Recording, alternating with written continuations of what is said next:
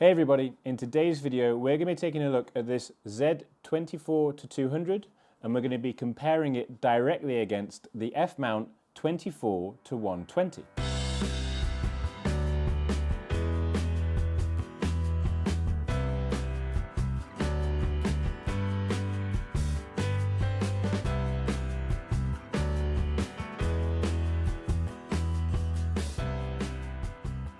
So when it comes to both these lenses, aware that they're technically in different categories. So what I mean by that is the 24-120 isn't an S-line lens, so it's not the same, it's not technically in the same category as like the 24-70 f4 or the 24-70 2.8 or the 70-200 2.8. It's not in that category of highest quality lenses as an S-line lens would be. Whereas the 24-120, that was a nano crystal coated lens that was, you know, in the category of high-end semi-professional to professional lenses for the f-mount. So they're technically not at the same ballpark, if that makes sense. But I think that there are going to be a lot of photographers out there that have that 24-120 already and they're thinking, you know, is this actually a viable option? Is it not? Of course, there's other differences between them as well. The 24-120 is a constant f4. And that means that no matter where you are in its focal length, you can always achieve an f4. Whereas this is a variable aperture lens. And that obviously means that when it gets zoomed in, it gets quite dark quite quickly, goes to an f6.3 at the long end. So you have to keep that in mind. That could make a huge difference to your quality of photography, way beyond the actual picture quality of the lenses that we're going to look at here. So this is for people that understand that they're kind of sacrificing that constant aperture for some of the other benefits that you might get from the 24-200. Things like less focus breathing, things like silent autofocus, and things like a little bit of extra picture quality here and there. But we'll dive deep into that and we'll see what the differences are in all of those different situations. So let's go take a look at that now. As with all of my tests and as with all of my videos, I just want to show you what the results are and I want you to make your own mind up and your own decisions about what you see. I'll obviously talk about my thoughts and my feelings. If you agree with that, great. If you disagree with it, then that's also fine too. Let's go take a look at some shots and see what we can see.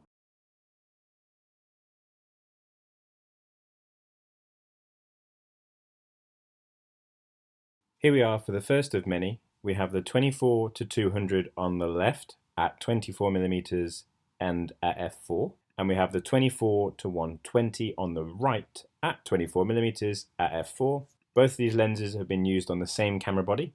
Obviously, when I use that 24-120, I have to use that through an FTZ. I always do my videos from the point of view of a Z user. So realistically, you know, this is for someone, if you have a Z6, a Z7, you might already have a 24-120 and you want to find out if that 24-200 is better. That's why I don't do different bodies. I don't do kind of a Z7 on one and a D850 on the other.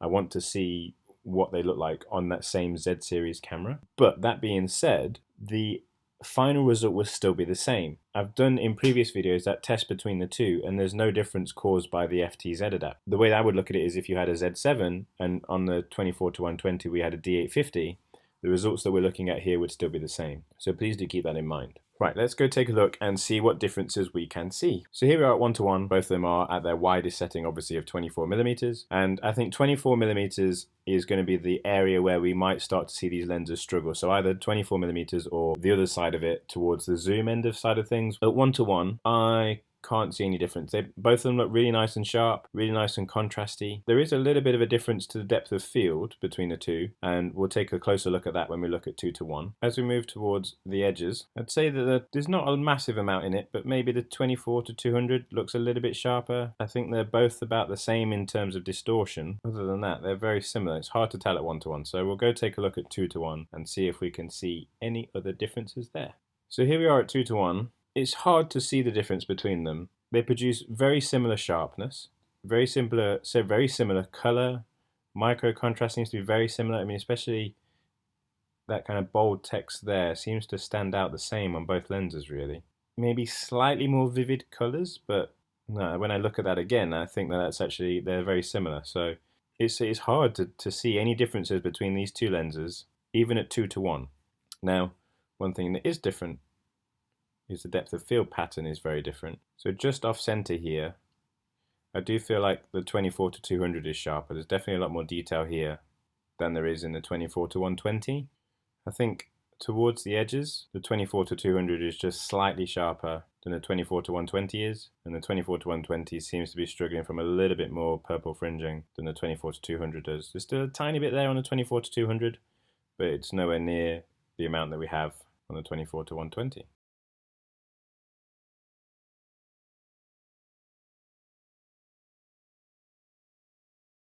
Here we are now, 24 to 200 on the left, 24 to 120 on the right. Still at 24mm, but both of them are now stopped down to 5.6. So let's see if there's any differences with that aperture change. So again, at 1 to 1, there's no real discernible difference between them. They're both really nice and sharp, well controlled, and nicely detailed. Across the frame, there's no kind of noticeable difference at 1 to 1. When we jump into 2 to 1, again, sharpness, detail, color rendition, they're very similar. It's really hard to see any difference between the two, really. There is quite a noticeable difference in their depth of field. Both lenses are at f5.6. Even as we start to move around the frame, they both look very similar. It's really hard to tell the difference between the two. Right over at the edges, there's still no difference. I'd still maybe choose the 24 to 200 being slightly sharper, but again, we're looking at 2 to 1 here. Are you really going to notice this in everyday photography? Probably not, unless, you know, they were side by side like this.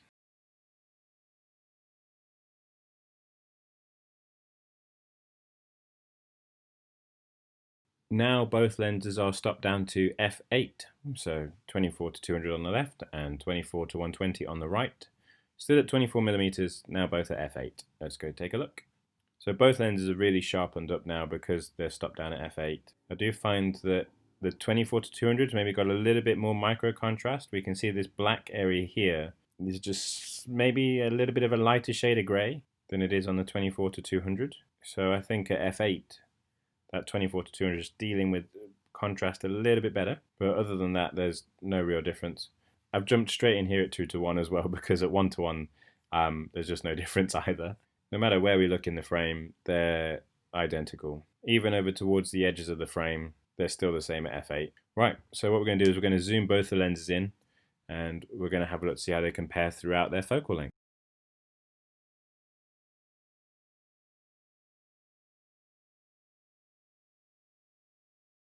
Here we are at 50mm.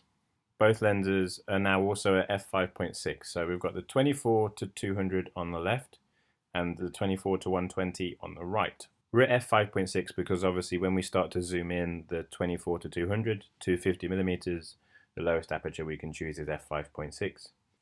So as previous, when we're looking at 1 to 1, it's very hard to see any real differences between the two.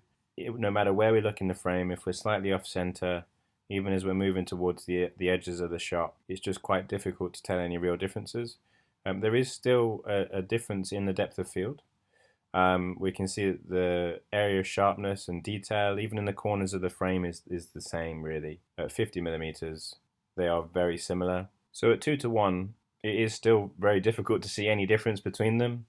I was actually thinking that the 24 to 120, because it's a shorter range and because it was seen as one of those, you know, good high-end f-mount lenses liked by a lot of people, I thought that the 24 to 120 would actually be quite a bit better, but I was wrong in that assumption. They've pretty much been matched at every single focal length so far and every single example so far. Moving away from the middle slightly, still again, very similar. It's hard to see between these two in terms of detail. And even right towards the edges of the frame, I suppose you can take that whichever way you want. Either it means that you can continue using your 24 to 120, or it means that the 24 to 200 is actually a really good replacement for that 24 to 120 if you want something that's native Z mount.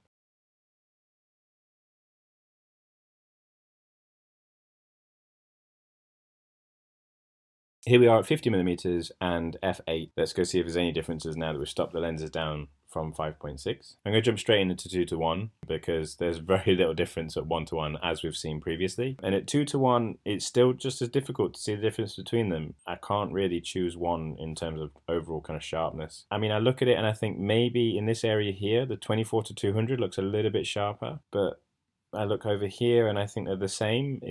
I'm really picking at hairs here. And again, real world photography, you're not going to be able to see these differences. So as far as, you know, a normal photographer is concerned, these lenses are identical in terms of their picture quality. Maybe slightly sharper here on a 24-200, maybe a little bit clearer here compared to 24-120, and that could be to do with just the higher resolution of the lens. 24-120 is getting a little bit older now, might not be able to fully resolve a Z7 or a D850 file, so we might be getting a little bit more resolution on this lens on the 24-200 in some of the smaller details. I think over in the edges at f8, the 24-200 is sharper, and this has been the only real time where I've definitely been able to say that yes, the 24-200 is sharper at the edges of the frame at f8, which is such an extreme situation, I suppose. It's just so hard to tell between the two.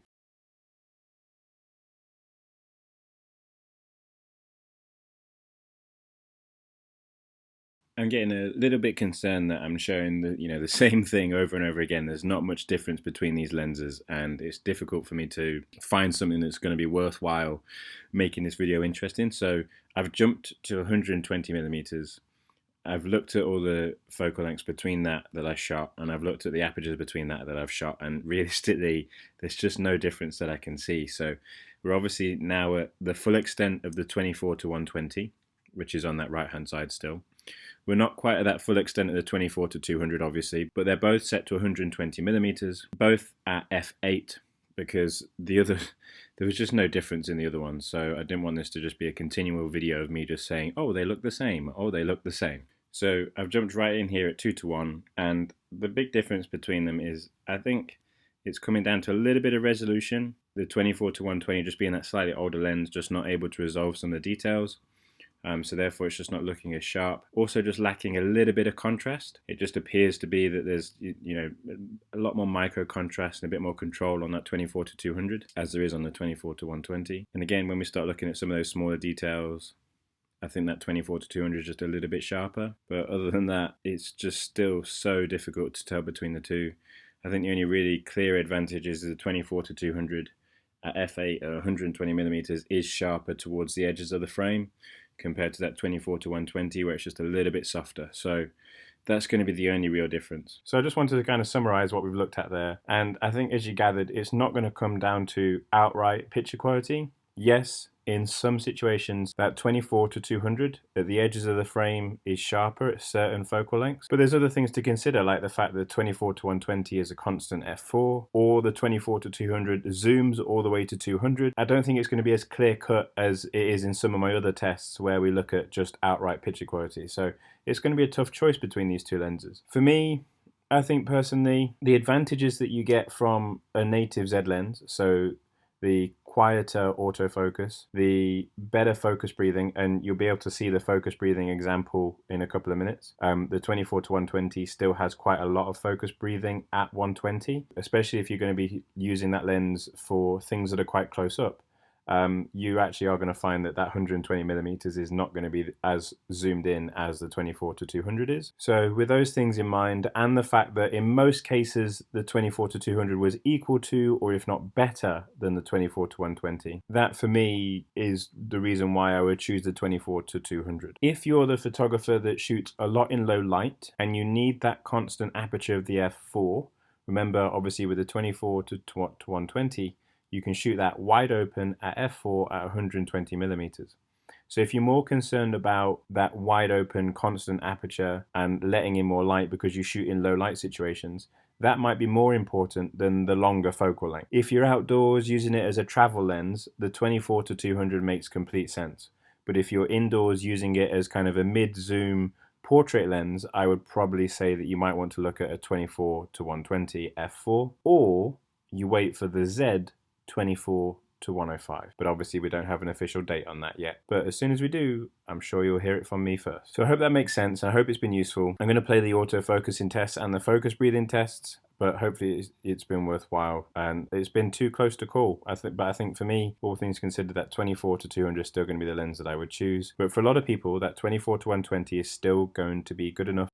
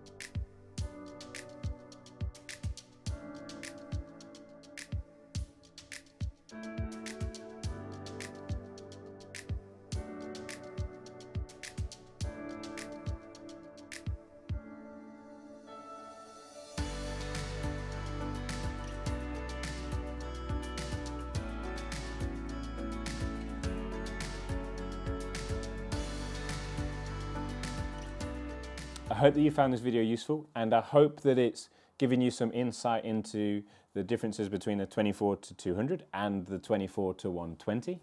And seeing kind of which one of them might be best for your type of photography and how they can kind of help you in terms of the kit that you want, if you want it to be a bit smaller, a bit lighter, and all those different types of things. So if you have any questions, then please do pop them in the comments below. As always, thank you very much for watching. Goodbye.